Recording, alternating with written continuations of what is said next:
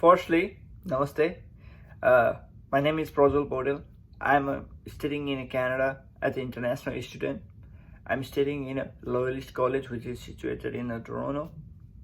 And my subject course is Computer System Technician. It is a 2 years course, and I came here for the diploma course after completing my +2. Last time, I have made a video about 5 things which you have to do before landing in Canada. But today, the objective of today is to make a video about the 5 things you have to do after landing in Canada. As an international student, I have some few experience, so I want to share you about this. So these are some tricks, these are some steps you can follow before landing in Canada. So here we go. This is the number 1. Guys, before starting the video मैले के भन्न चाहन्छु भन्दाखेरि चाहिँ यो सबै मेरो experience हो अनि यसमा अब के मैले इफ आई एम रङ हैन प्लिज करेक्ट मी हैन यो हैन यस्तै हो भन्न पनि पाउनुहुन्छ हैन कमेन्ट गर्नु हैन लाइक गर्नुस् शेयर गर्नुस् हैन अब यो हेल्पफुल छ भने हैन थोरै या इट वाज हेल्पफुल भनेर कमेन्ट हाल्दिनु होला है thank you okay this is the first one SIN number तपाईको क्यानाडाको भिसा आइसक्यो तपाई क्यानाडा आइसक्नुभयो क्यानाडा आइसकेपछि क्यानाडामा चाहिँ सबैसित सिन नम्बर हुन्छ and if you have to get a SIN number after you came to Canada within 1 2 days 3 days 4 days आफूलाई जबसम्म बाहिर हिँड्न मिल्छ यताउति ट्रान्सपोर्टेसन गर्न सजिलो हुन्छ त्यसपछि सुरुको स्टेप भनेको सिन नम्बर लिनुहोस् सिन नम्बर लिएपछि काम गर्न पाइयो बैंक डकुमेन्टहरू बैंकको एकाउन्टहरू खोल्न पाइयो सबै फर्स्ट स्टेप भनेकै सिन नम्बर बनाउने हो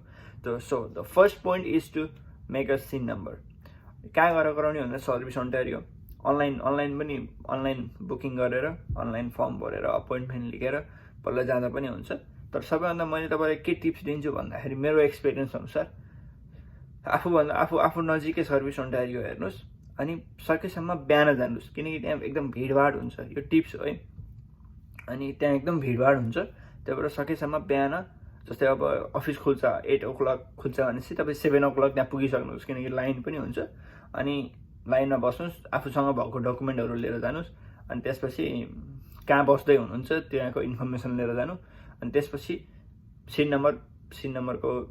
नम्बरको लागि प्रोसेस गर्नु सिन नम्बर त्यसपछि बनाउन ठुलो कुरो हुँदैन त्यसपछि छिटो बन्छ के तपाईँ बिहान जानुभयो भने त्यहाँ कम लाइन पनि हुन्छ अनि त्यसै अनुसार छिटो पनि भइहाल्छ and this is the first one and very important. So the first point भनेको SIN number.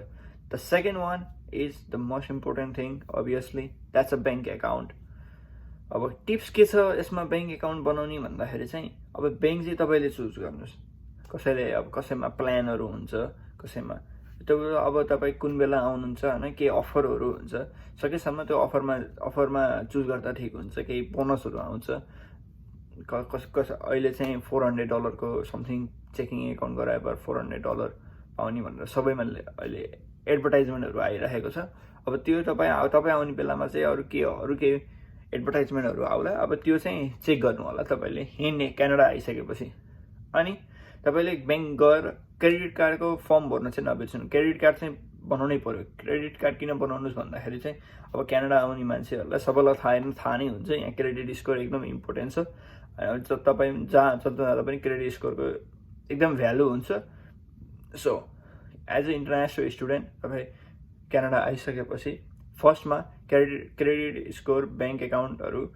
बनाउन त्यो सिन नम्बर बनाइसकेपछि यो सेकेन्ड स्टेपमा यिनीहरू बनाउनु तपाईँलाई एकदम हेल्पफुल हुन्छ यो भनेको सेकेन्ड स्टेप सुरुमा गर्ने स्टेप हो अब त्यसपछि तपाईँ अब थर्ड स्टेपमा जान सक्नुहुन्छ so here you go so this is the third one the Presto card अब तपाईँ ट्रान्सपोर्टेसन गर्न पर्यो ट्रान्सपोर्टेसन गर्नको लागि सधैँ पैसा क्यारी गर्न अलि अप्ठ्यारो हुन्छ so you have to get a Presto card and as I heard हैन you get a free Presto card on Pearson airport अब मलाई यो कुरा थाहा छैन हैन just I heard. So after getting a SIN number, after you get your bank account number, try to get Presto Card. But if you want, you can do it as you land in Canada. Presto card चाहिँ तपाईलाई एकदम important हो अब यो SIN number bank एकाउन्टको नम्बरहरू चाहिँ यसलाई यो त्यो तिर्नुभन्दा पनि सुरुमा आउँछ। अब कसैलाई त सुरुमै ट्रान्सपोर्टेसन युज गर्नुपर्छ नि त जानको लागि भनेर। त्यही भएर प्रेस्टो कार्ड चाहिँ बनाउन एयरपोर्टमै बनाउनु होला, सकेसम्म बनाउन मिल्छ होला, सकेसम्म एयरपोर्टमै बनाउनु होला Presto card. It is to much important. अनि त्यसमा लोड गर्नुहोस् मनी, तपाईँसित अब नेपालबाट लिएर आउनु भएको त्यो कार्ड हुन्छ 1500 को, त्यो चाहिँ त्यसमा लोड गर्नु, त्यसमा मिल्छ। त्यही मैले पनि त्यही युज गरेर लोड गरेको। So Presto card too much important. यो SIN number, bank account number, credit card बनाउने, अनि त्यसपछि थर्डमा Presto card. These things are too much important after you land in Canada.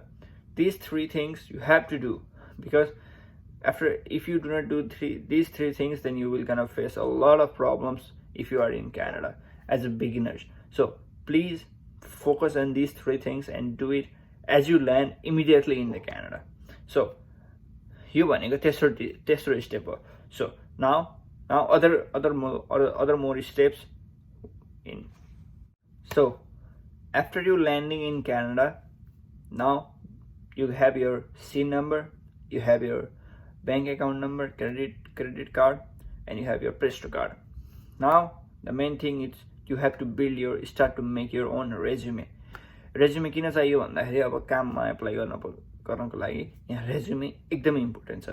Normal resume गरौँ भने जस्तै अब गुगलमा हेर्ने हैन, नर्मल रेज्युमेहरू प्रिपेयर गर्ने, एमएस वर्डमा गएर नर्मल रेज्युमे गराउने, नाम, आफ्नो फोन नम्बर, आफ्नो जीमेल एकाउन्ट, आफ्नो एड्रेस, अनि के एक्सपिरियन्स छ, के ब्याकग्राउन्ड छ, नेपालमा के गर्नुभएको, सबैलाई इन्क्लुड गरेर 1 पेज, म्याक्सिमम भनेको 1 पेजको रेज्युमे तपाईँले रेडी गर्नुपर्छ। किनकि यहाँ भनेको सबै जुन जबमा एप्लाई गर्न भन्दा नि पहिला सुरुमा रेज्युमे मागेको हुन्छ। त्यही भएर तपाईँले अब त्यो आफैले प्रिपेयर गर्न सुरु गर्नु पर्यो। सुरुमा क्यानाडा ल्यान्ड भइसकेपछि जब अब वर्किङ भिसामा आउनुभएको छ, अब स्टुडेन्ट भिसामा आए पनि 20 आवर्सको त काम त गर्न पाइन्छ नि त। हजुर 20 आवर्सको लागि भनेर पनि तपाईँले रेज्युमे चाहिँ स्टार्ट बनाउन सुरु गरिहाल्नुपर्छ सुरुमा आउने बित्तिकै। अनि त्यसपछि इन्डिडमा गएर जबहरू खोज्न सुरु गरे पनि भइहाल्यो। अब रेज्युमे भइसकेपछि त अब त्यो जबको लागि मैले डिफ्रेन्ट भिडियो गराउँछु होइन। If you are interested then I can make a video on jobs too. So if you like just comment, मैले भिडियो गराइन्छु होइन, सब डिटेलमा एक्सप्लेन गरेर। I try to cover every parts. अनि त्यही हो, रेज्युमे चाहिँ गराउन सुरु गर्नुपर्छ यहाँ क्यानाडा आइसकेपछि।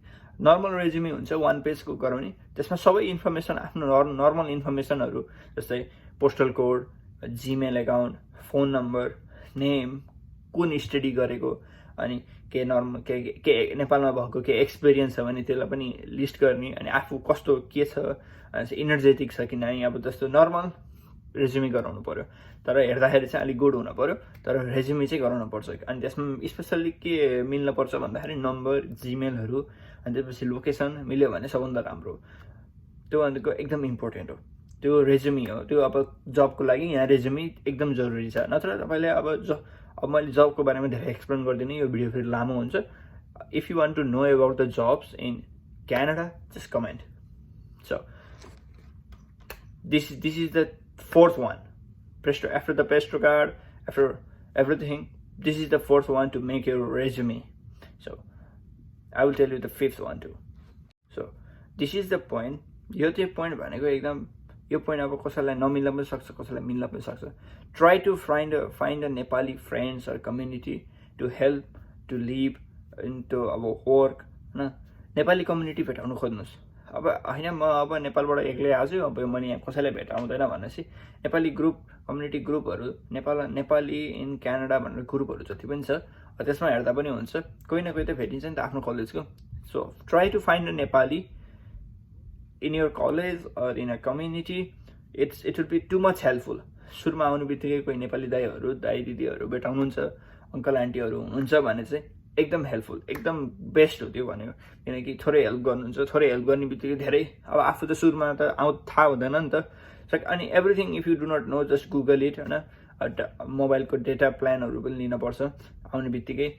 त्यो अब तपाईँले अब त्यही सिन नम्बरहरू सबै process by process, step by step तपाईँले सबै कम्प्लिट गर्नुभयो भने डाटा प्लानहरू पनि लिनु पऱ्यो मोबाइलको होइन। त्यसपछि केही प्रब्लम आउने बित्तिकै गुगल सर्च गर्नुहोस् होइन, अब नेट इन्टरनेट। अनि ट्रान्सपोर्टेसनको लागि प्रेस्टो कार्ड भयो तपाईसित तर इम्पोर्टेन्ट नेपाली कम्युनिटी गराउनुहोस् नेपाली कम्युनिटी आफ्नो friends according to my experience I got a Nepali community and it was too much helpful for me and I hope it will help for you too and every Nepali student who is coming to Canada should have a Nepali community here and त्यही हो Nepali community भएपछि सबैलाई सजिलो हुन्छ just try to make a friends try to connect from the media or anything else try to get friends here just try to make a new friends and try to get a community of Nepali it will be too much helpful for you and to make a plans to make a decision properly so this is the 5th one and the last and final one is to explore by yourself. Everything in Canada is unique for you. It's not the same as you faced in Nepal. Maybe you have traveled any other places too, but Canada is different. So keep challenging yourself, and you have to face some of the problems and struggles, and be ready to do everything and be strong by yourself. So the main thing is exploring yourself. So please explore yourself. Don't stay at home. Don't depend upon others. So try to be independent. सबैलाई के भन्छु भन्दाखेरि चाहिँ आफै independent हुनुहोस् अनि हो यहाँ आउनुभयो क्यानाडा त अब यहाँ आएपछि तपाईँ इन्डिपेन्डेन्ट हुनुहोस् try to figure it out by yourself what can I do what should I do यहाँ आएपछि सेक्युरिटी लाइसेन्सहरू गर्नुपर्छ कि उबर इट्स गर्नुपर्छ कि अब कलेज कतातिर छ कलेजको नजिक कुन एरिया हुन्छ त्यहाँ बस्दा ठिक हुन्छ कि कता काम पाइन्छ सो सबै तपाईँले एक्सप्लोर गर्ने हो so try to explore everything and don't feel like oh no I cannot explore or anything like that just try to explore everything be confident यो भनेको एकदम इम्पोर्टेन्ट होइन so be just confident by yourself and try to explore everything because you are here for your opportunity to grab some opportunity and make your future so don't lose it आजको video यति नै भयो हल्का पत्रकार जस्तो भयो video त anyways namaste thanks for watching me I hope you like this video if you have any questions any answers anything you can just comment down and I hope this was helpful for everyone who is watching me and thank you so much and if you have any objections just comment down and I hope I can help you thank you bye